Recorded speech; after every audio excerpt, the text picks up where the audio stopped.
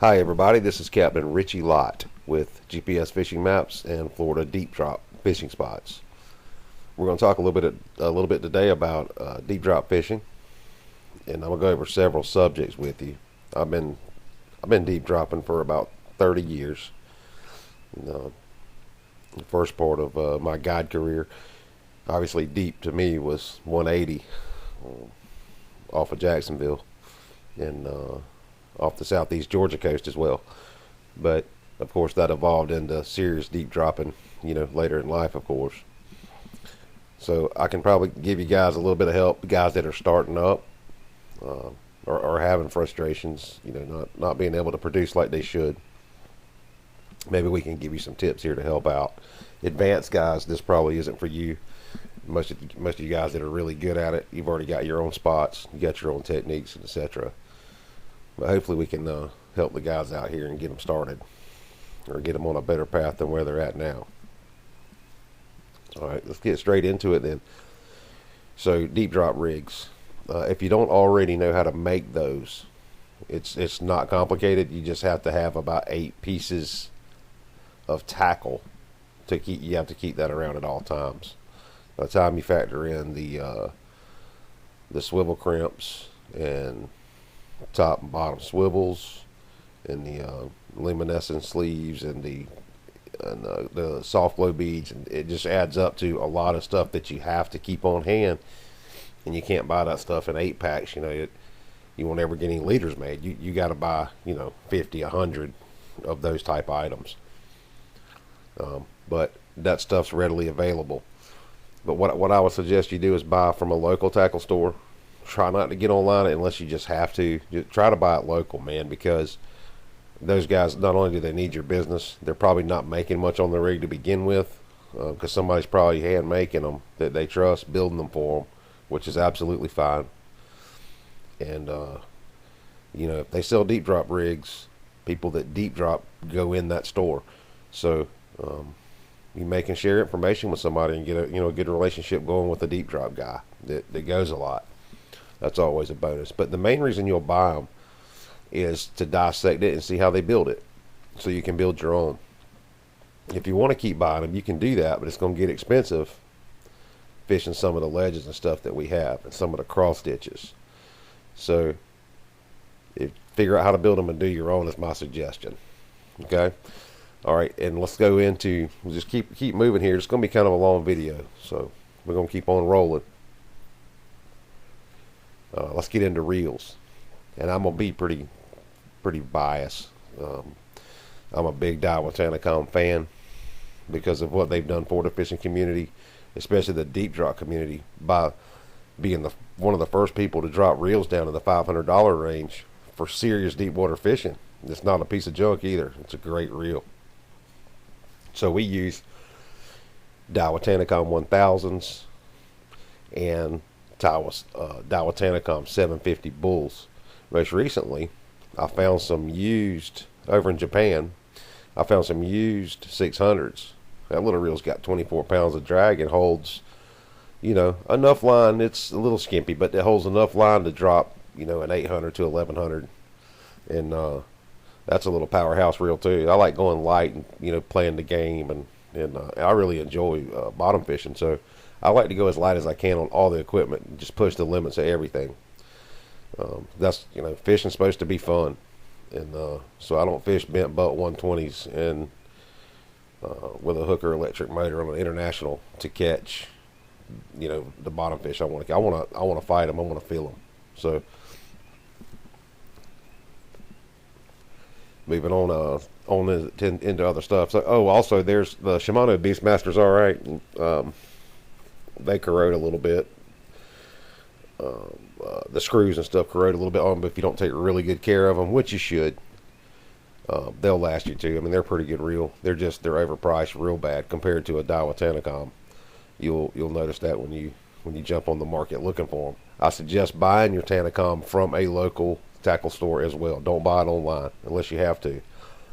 The $34 or whatever you're going to save is not worth it. When you walk in there to get that guy to help you with that reel and he's never seen you before, or he knows you didn't buy that reel from him, man, it's a slap in the face to those guys. So just try to be courteous and support your local tackle stores, because I have one, and it costs a fortune to stay in business, and we don't make any money.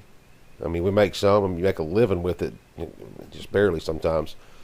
But the nightmare it is of paperwork and taxes and the mess that it is, it's basically providing a service because you enjoy fishing and seeing people do good, and just being surrounded by those types of people and that type of environment. So be good to those guys. Next thing, shock tip it on the end. Once you get, I'll back up a step and say the Dania J braid, it's an 8-strand braid. Excellent. Very smooth. Fairly round. Really good, nice line. Very thin also. 65-pound test is absolutely perfect. That'll work for anything, even swords. Don't let anybody try to fool you. 65 will work for any of that stuff. So it's Dania J Braid 8 is what it's called. And you can just buy it by the big spool and load up your Tanacoms with that. I can't remember when you buy the big spool. I can't remember how many reels that it will fill up, but it'll tell you on the Tanacom website, and on the J Braid info, it'll also tell you what Tanacoms to use with that braid and how many it'll fill up of what size. So that's the reels covered and the line. But the shot tipping on the end, you don't really want to tie off your braid because the J braid doesn't stretch. So when you tie that off to the leader, to the deep drop leader, the only stretch you are going to have is whatever the leader is material is made of and the length of it. So what we like to do to keep from pulling hooks out of fish on the way up, you're coming up off of there at 2 or 3 miles an hour. You're headed to the top with that thing, man, and it's moving in the current and at those depths and those heavy weight, 6 or 8 pounds, whatever you have on. It's a lot of stress. And if you got a couple snowies, say you hooked up something big, couple queens, that's a lot of pressure, and you need to have some stretch because it will pull hooks out. So what we like to do, and this is highly debatable, some guys will even use 100 foot of a top shot, for a stretch mono shock tip it. But for my shock absorber, I like to use about 25, 30 feet. I'll just pull off about 4 or 5 arms lengths and tie it on. And I like to use 80. I'll go as low as 60. That's dangerous.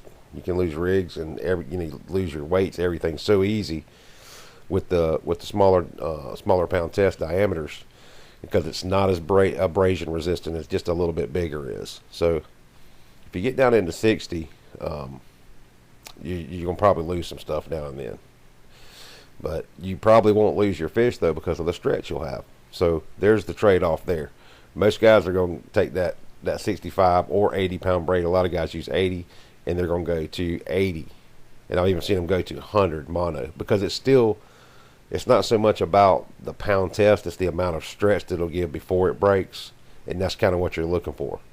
Because, again, you're horsing these fish up, pretty heavily at a high rate of speed from really, really deep. So you need that stretch to keep from ripping their freaking jaws out and pulling the hooks out of their gillet. So that'll you understand that if you didn't already. Now, most of you guys are going to know that stuff, so I'm going to keep moving. Rods, I like to use a 60 class rod or a 50-80. And some guys like to use the heavier stuff, the 8120s. That's completely up to you. You can go with a bent butt rod, or you can buy a rod holder outrigger type adjustable setup, which I have no problem with either. And that way you don't have to buy a bent butt rod. You're going to reach out a little further to get to your equipment and operate your reel is the only downfall of those type things. But once you get used to it, you sit on the gunnel and work that thing just like you would a bent butt pretty much. You just got to reach further out.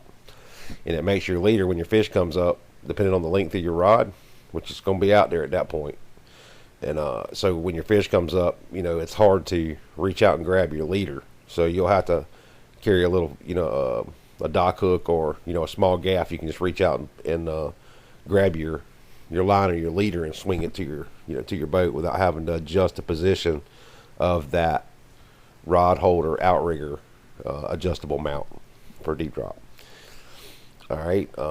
Now baits, we'll cover baits right quick. Squid's what's out there, man. I mean, there's other stuff too. There's other luminescent fish that light up in those depths, but squid's gonna be your major player. So you're gonna want to stock up, man. When you find 5 or 10 pound boxes on sale, or either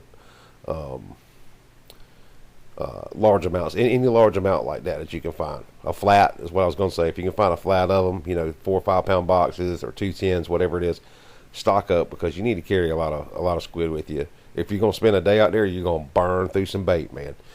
You don't have to use whole squid for this. A lot of people are gonna say, "Oh, man, I like to use a whole squid." Well, some people do, but it really doesn't take. You can use a half a squid per hook. It's fine, if even that.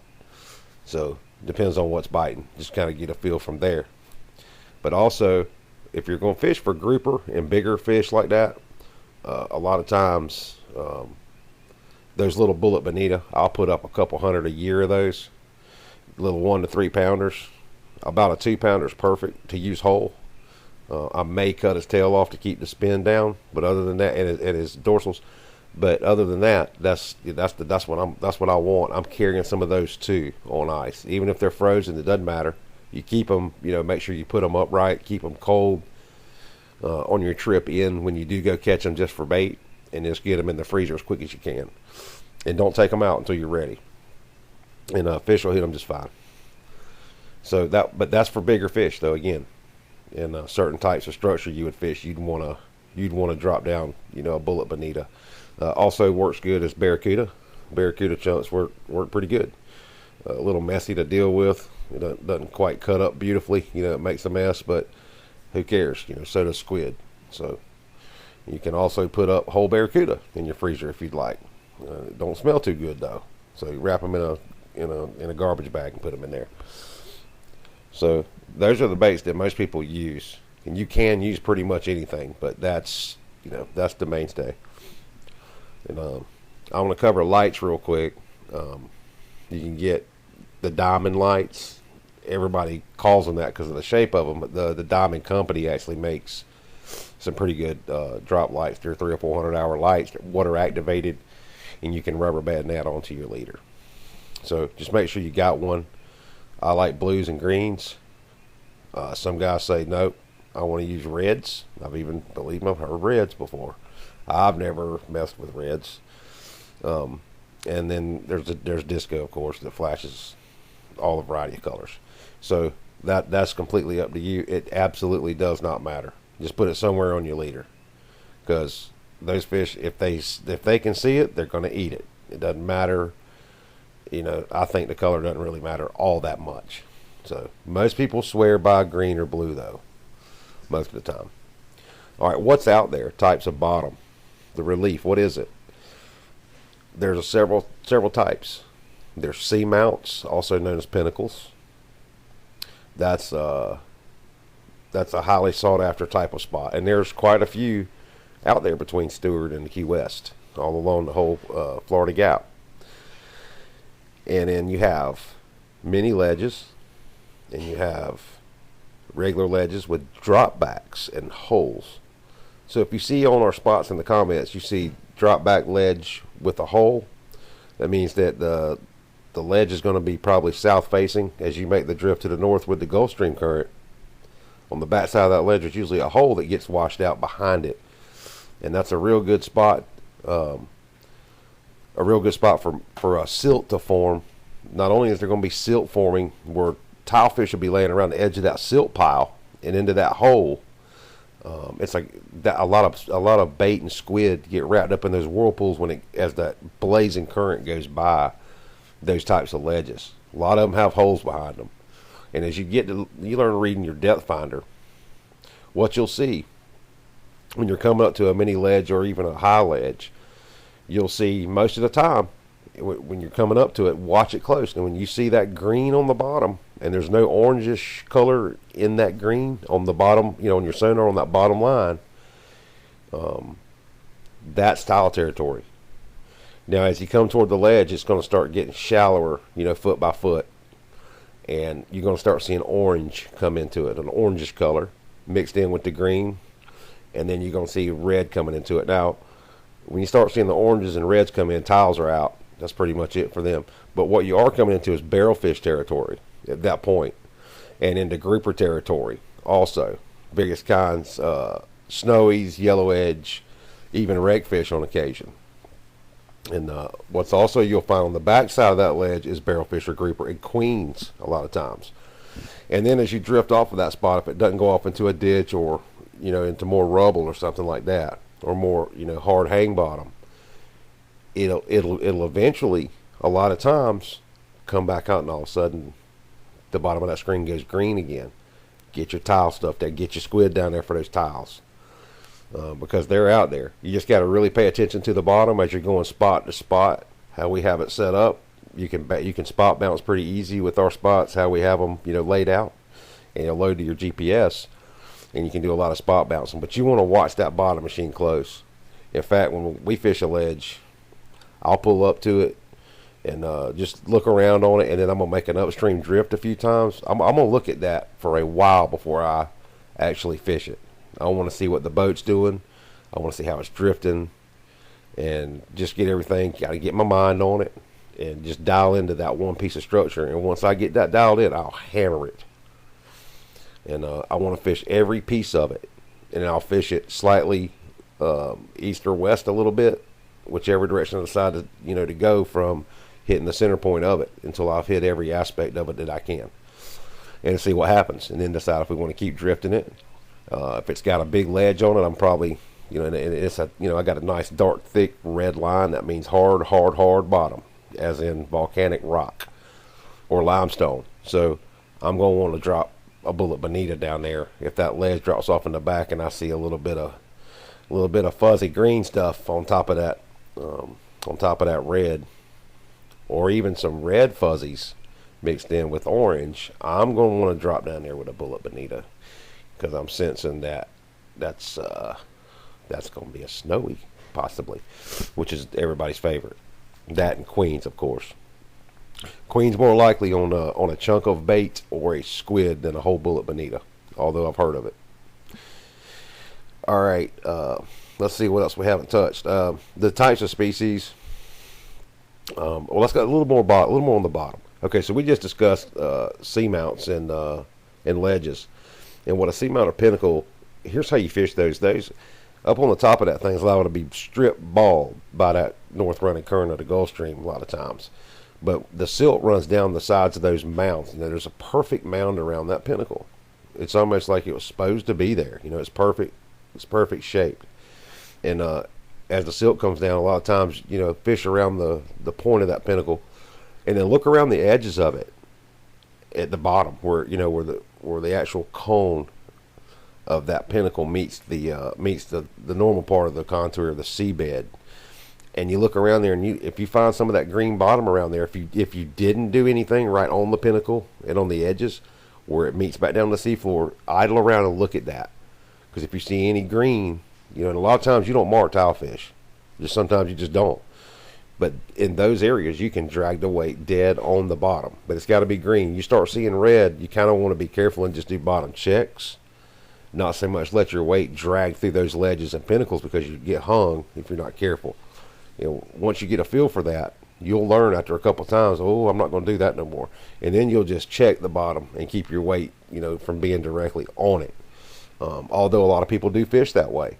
But you do risk, losing your stuff. So you just got to hammer that out, as you go and learn. You'll hammer out how you want to fish those structures compared to green mud bottom. You'll learn to do it over time. And another thing we have out there is ditches. And what's good is a lot of those ditches, a lot of them run east and west, meaning that the current crosses over them.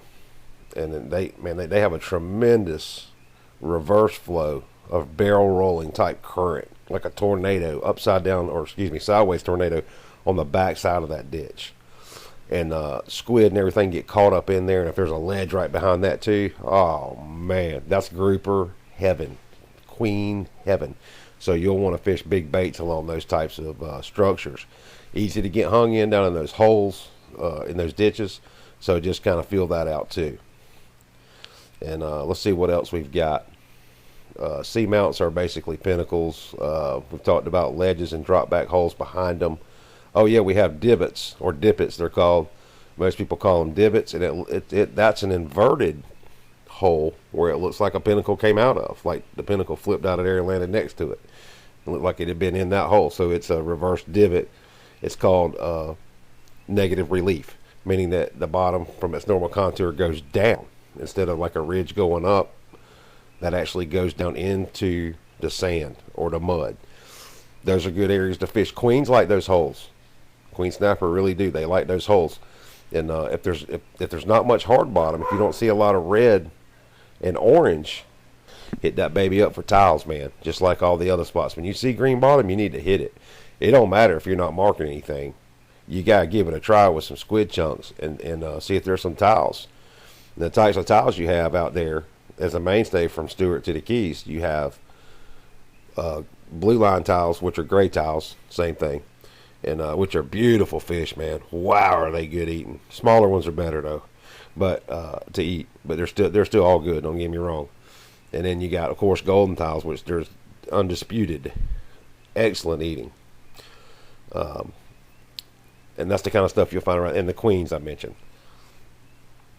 And types of species overall that you could catch it's a pretty extensive list. Stuff you can't even pronounce. But the mainstay is going to be black belly rosefish. They're very aggressive. Like they're basically the sea bass of 1,000 feet. I mean, they're highly aggressive. They for the size that they are, half a pound to a pound and a half fish. You're going to know they bit. I mean, they'll bounce your rod at 1,000 feet. And then they're great to eat. They're not limited.